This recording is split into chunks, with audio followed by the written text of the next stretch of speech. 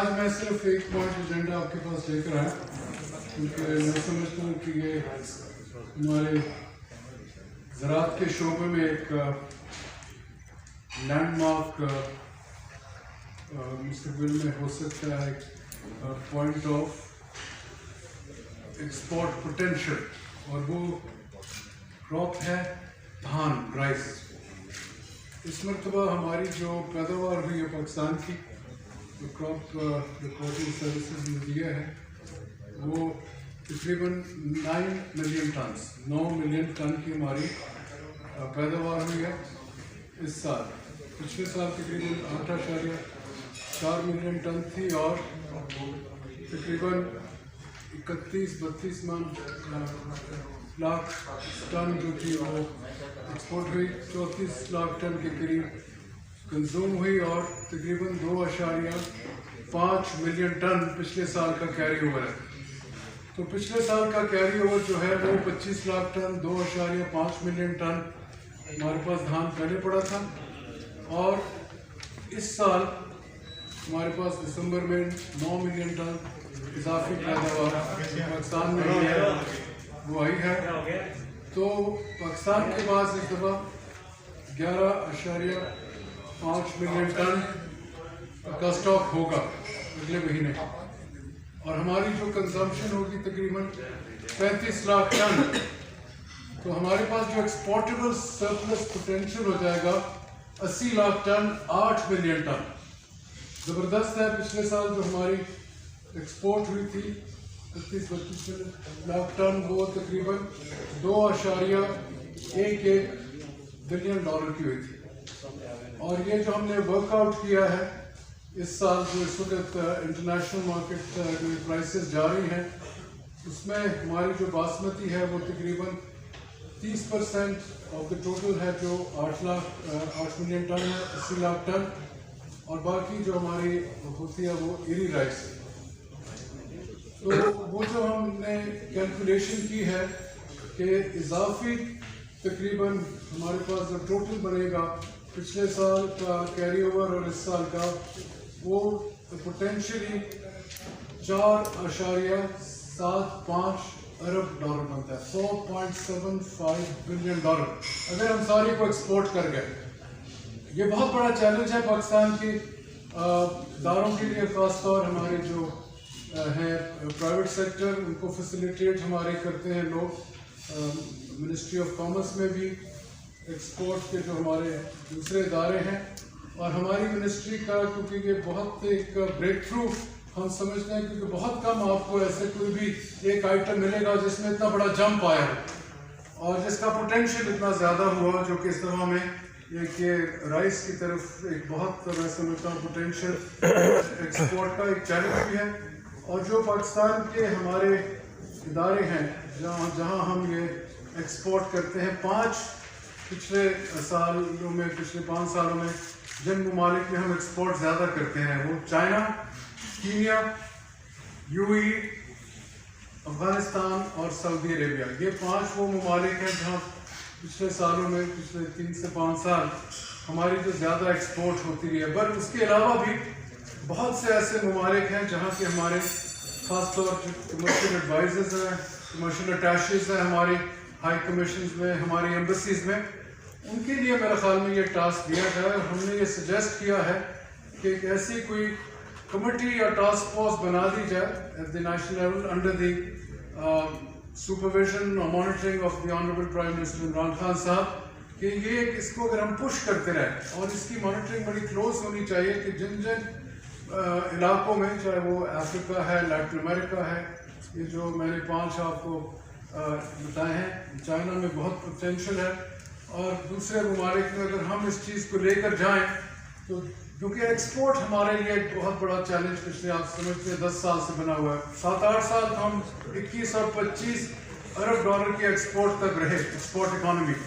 तो अगर एक हमें ऐसा इस दफ़ा बम्पर क्रॉप आ गया है समझें, और उसका फिर कैरी ओवर स्टॉक्स भी काफ़ी है, तो उसके साथ जब हमें ये एक, जैसे कि एक बहुत बड़ा चैलेंज है, तो मेरा ख्याल था कि मैं अपनी कौम को, अपने ख़ास तौर इसमें मुबारकबाद हम देते हैं अपने काश्तकार को, और हुकूमत का जो एक पॉलिसी फ्रेमवर्क रहा है जहां हमने प्रमोट और इनकरेज किया है अपने काश्तकारों को, और उसमें हम रिकॉर्ड प्रोडक्शन मुतवातिर ले रहे हैं 3 इन क्रॉप्स में। पिछले साल भी रिकॉर्ड प्रोडक्शन थी धान में, इस साल भी रिकॉर्ड प्रोडक्शन हुई पाकिस्तान की हिस्ट्री में। मकई की भी ये कैफियत है, और पिछले दफा गंदम में भी ये थी, और अब गंदम का तो खैर अभी बुवाई हो रही है।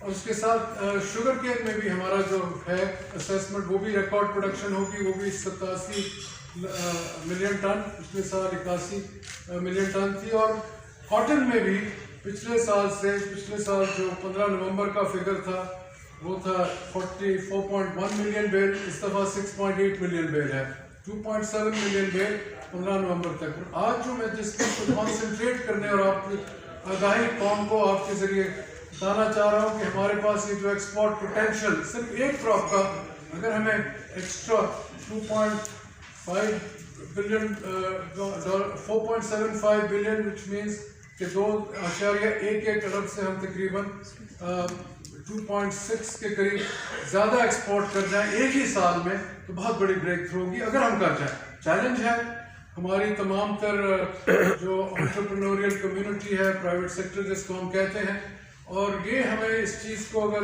मॉनिटरिंग हमारी हुकूमत की भी साथ साथ हो तो मुझे काफ़ी हद तक यकीन है कि इस चीज़ को हम तकरीबन इस टारगेट को मीट कर सकेंगे। इसीलिए मैं आपके पास आज हाजिर हुआ कि बताने के लिए, क्योंकि बहुत सी चीज़ें हम सुनते हैं कि मुश्किल है, पर यहाँ हमारे काश्तकारों में इसका बहुत ज़बरदस्त एक मोमेंटम भी बिल्ड हो रहा है। और ये मुझे बात की भी पता है कि हमारे फर्टिलाइज़र खासतौर DAP की इस वक्त कीमत काफ़ी है, उसमें भी हुकूमत ने 8 अरब रुपये का दिया है, वो मैं आपके कुछ सवाल होंगे कर दूंगा। पर ये 1 पॉइंट जो मैं आपको आज टोटली कहने आया था कि ये हमारे पास एक बहुत बड़ा पोटेंशियल राइस एक्सपोर्ट का कुदरत ने और काश्तकारों की मेहनत की वजह से और हुकूमत की पॉलिसी की वजह से अल्लाह ताला ने हमें मौका फराहम किया। शुक्रिया। इससे पहले भी एक दफ़ा चावल की एक रिकॉर्ड पैदावार हासिल हुई थी, और उसके बाद हुआ ये था कि चावल जो है वो मार्केट में पड़ा रहा था, जिसकी वजह से काश्तकार बहुत मुतासर हुआ था। और उसके बाद ये हुआ था कि काश्तकार ने दूसरी फसलों की तरफ रुख कर लिया था। तो उस गुज़श्ता सालों के उस तजर्बे को मद्देनजर रखते हुए जिस कमेटी का आप जिक्र कर रहे हैं, अगर इस पर फौरी तौर पर काम किया जाए तो इस हद तक इसके बारे में क्या कहेंगे? इस हद तक हुकूमत पुरज़म है कि ये जो हमारे पास इजाफी स्टॉक पड़ा हुआ है इसको हमने एक्सपोर्ट करना है, ताकि एक ज़र मुबादला भी हासिल हो और साथ काश्तकारों की भी हौसला अफजाई और गुज़श्ता जो काश्तकारों के साथ हुआ है उस तजर्बे से भी बने। आपकी बात दुरुस्त है, एक साल में ऐसी बात हुई थी, बट इस दफ़ा तो पिछले साल भी रिकॉर्ड प्रोडक्शन हुई 1.4 मिलियन टन, इस मरतबा भी तकरीबन 9 मिलियन टन। तो उसमें हमारा और काश्तकार को उसको जायज़ मुनाफा मिला है, तो इसीलिए उसने काश्त भी की, मेहनत भी की, इनपुट भी डाले, और काफ़ी हद तक जो इन्वायरमेंट थी उसने भी इसको फ़ायदा पहुंचाया। तो मैं समझता हूं कि मैं इसीलिए आपके पास आया हूं कि हमारे पास ये पोटेंशियल एक बहुत बड़ा चैलेंज है। और शुरू में मैं आ गया, जैसे ही हमारे ये राइस की प्रोडक्शन हुई है, तो मैं समझता हूं कि अगर हम उस तरफ इंशाल्लाह, जैसे मैंने कहा कि ये ओवरऑल हमें कोऑर्डिनेटेड एफर्ट होगा, हुकूमत का भी, प्राइवेट सेक्टर का भी, और उससे कौन किसको फ़ायदा होगा? कौम को होगा। अगर हमारे पास 4.75 अरब डॉलर आ जाता है एक्सपोर्ट ऑफ राइस अलोन, तो आप खुद सोच लें कि इसमें हमें क्वांटम जंप मिलेगा।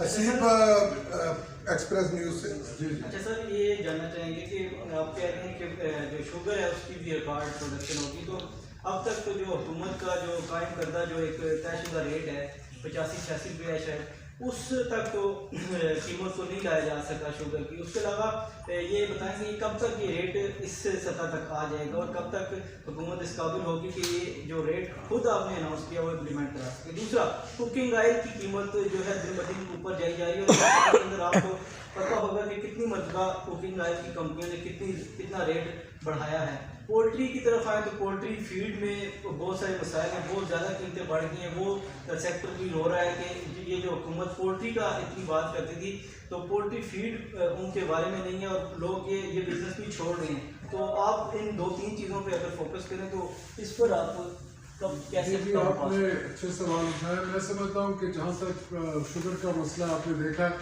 कि उसको शूट अप कर गई थी 17-18 दिन के वो चंद अफराद ने मैनिपुलेट की थी मार्केट और उन्होंने उसका बहुत ज़्यादा फ़ायदा उठाया।